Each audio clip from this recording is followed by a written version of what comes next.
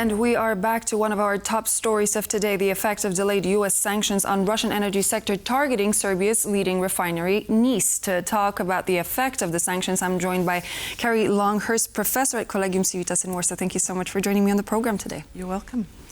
So let's give our viewers a little bit of context when it comes to NIS.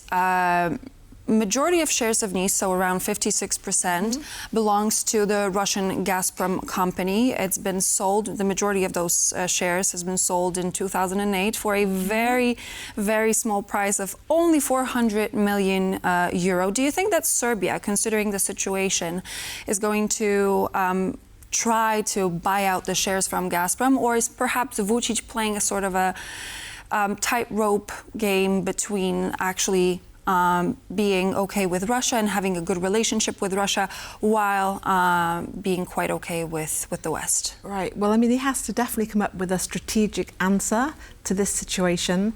The first thing you'll have to do is to deal with the immediate day-to-day effects of these sanctions upon households and upon businesses. Whether the government can afford to buy those extra shares in this company, I don't think so. It's a real strategic dilemma, and I can't see how the government is really going to deal with it in the immediate and long term as well. With the US forcing somewhat Europe to reduce its reliance on Russia's fossil fuels, because it's not just Serbia that is going to feel the effects of those sanctions because they were introduced on Thursday today. Do you think that this tactic is going to bring the desired results, something that the US administration might have possibly had in mind, or is it going to be successful?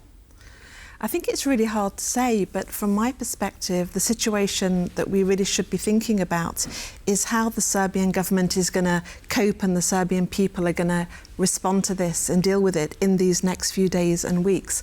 The problem is, absolutely, Serbia is hugely reliant upon Russia for its energy supplies.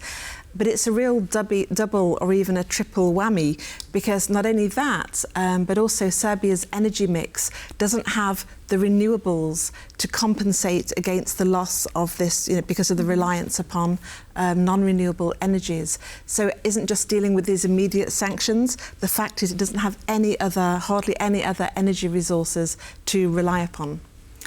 Looking at countries like Serbia that are going to be affected, do you think that the fallout from the US sanctions is actually going to rile people up and push them away from the West and away from the US as a consequence of these sanctions, and perhaps closer to Russia? Or is it actually going to make them take a step back and think, dealing with Russia and Russian energy is actually not very, very good for us as of now, as of the sanctions that were introduced, and we're actually getting ourselves closer to the West? Okay, I think it's going to be polarizing, I think, which will kind of reflect Serbian population anyhow. So, of course, you're going to have that proportion of society who will want to veer more towards Russia.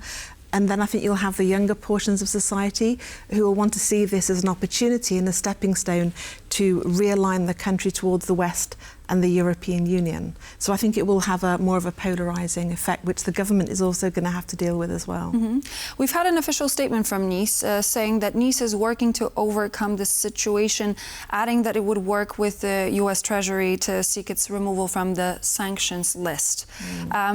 You mentioned a scenario where Serbia is highly dependent on the Russian energy sector. How do you think they're going to try and troubleshoot this situation otherwise? I really don't see any immediate solution. These kind of negotiations are going to take quite a long time.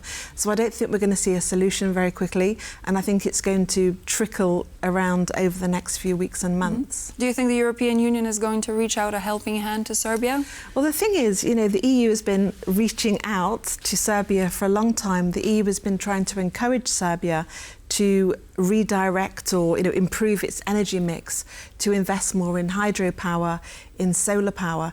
And because of its dependence on Russia and because of the government's kind of bigger, warmer relations with Russia, it just hasn't taken those calls seriously. And as a result of that, energy is one of those areas where Serbia has been really a long way from aligning with EU norms and values. And this is contributing to this terrible situation right now. So it was warned, it was encouraged, it was supported through finance and technical support to move away from Russia, but it simply hasn't done it. And this is the result. So we're talking about the sanctions on the energy sector that are hitting countries other than Russia. What other consequences do you foresee for Serbia and for the region as a result of these sanctions? Because this is not only the energy sector that we're going to be looking at in time to come. Yeah, well, it's going to be households, it's going to be businesses, it's going to be the transport sector. Banking, perhaps? The whole area. I mean, it will have a trickle-down effect upon the economy as a whole, especially because I don't see an immediate or a short-term solution being reached. So I think it's going to be, like I said, polarising and economically really disastrous. Another reason why I'm saying that is because over the last few months and years, whereas other countries also in the region have been developing renewables, as I mentioned, but also diversifying, for example, getting energy from Azerbaijan, Serbia has been doing none of that. So, you know, they're in a really bad shape. They're 2 steps behind most of their regional neighbours like Montenegro or Albania, for example. This must be a challenging situation for the Serbian government. How do you think Aleksandar Vučić is actually trying to explain this situation to his people? Well, I think you were reporting a bit earlier about it. I'm sure he's cross, I'm sure he's frustrated, and I don't see how he can really overcome these difficulties in the near future. He might start, you know, trying to row back towards Russia. He might have a warmer approach towards the European Union and reach towards Brussels. If I was to advise him, that's what I would do. This is a kind of opportunity, I think, for the government to really think about the strategic future of the country geopolitically and economically, and really the best course of action. It might be painful, but it has to be a European future. Do you think that this situation that is currently taking place in Serbia and is going to affect more countries is actually a warning shot for some of the European countries, the members of the bloc who are still dealing with Russia when it comes to its crude and to its energy sector?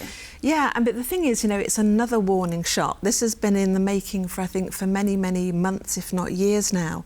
So they shouldn't be wholly surprised with this kind of move and seeing the effects it's having. Are they prepared?